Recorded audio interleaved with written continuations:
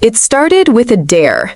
Briar Elementary had been abandoned for years, left to rot after what people only whispered about as the incident. No one really knew what happened. A teacher named Miss Weller was reading a book aloud on the playground one day, and in the middle of a sentence, she vanished, in front of a whole class of second graders. Gone. No trace. The kids who saw it never talked about it. Some stopped speaking entirely. One boy was found years later digging holes in the woods, whispering, "It still laughs." The school closed. The gates rusted shut.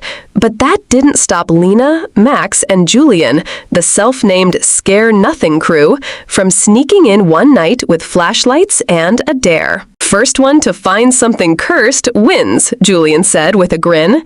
They split up. The building groaned with old age. Everything smelled like mildew and lost memories. But Lena wasn't scared until Julian came back laughing, holding a rubber chicken.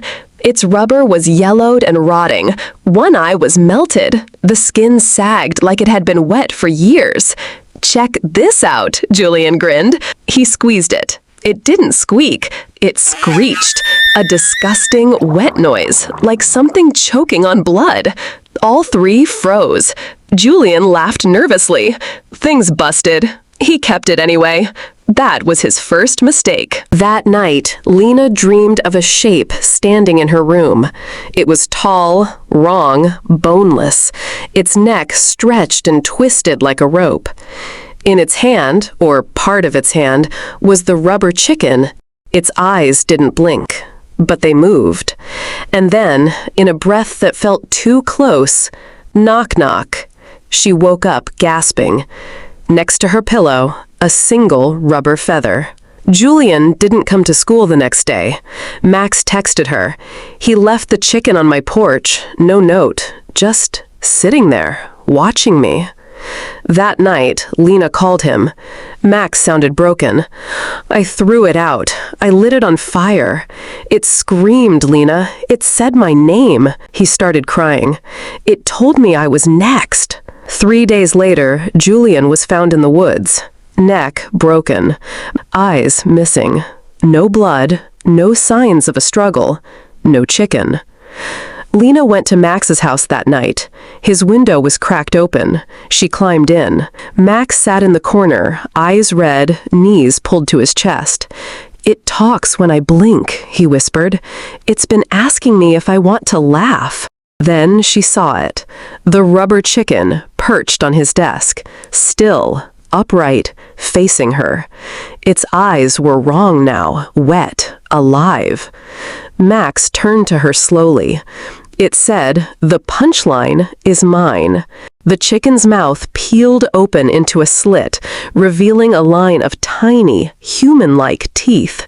It whispered, "Knock, knock." Then everything happened fast.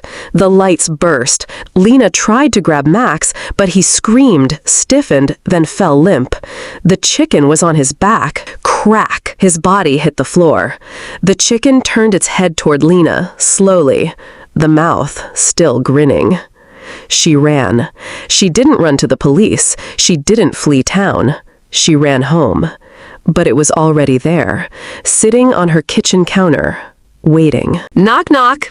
She didn't run anymore. She dragged it into the living room. She shut the curtains, locked the doors, and she faced it. "Go ahead," she whispered. "Tell me the damn joke." The chicken stood. Its feet clicked against the hardwood. "What do you call a girl who thinks she can survive me?" She didn't answer. It tilted its head. "Dead. You call her dead." It lunged. She caught it mid-air with the fire poker, slammed it to the floor. It screamed, louder than ever. Not like a toy, like something inside was being killed. It said her name. "Lena, let me. Lena, please." She didn't listen. She burned it in the fireplace, poked it, crushed the bones it shouldn't have had, watched it melt, bubble, and scream. She stayed there the rest of the night, watching it burn. By sunrise, it was ash. Lena didn't move, didn't pack, didn't hide. The nightmare ended that night. But sometimes, when the house is too quiet, when the wind dies down completely, she swears she hears a rubbery stretch and a voice behind her ear. Knock, knock.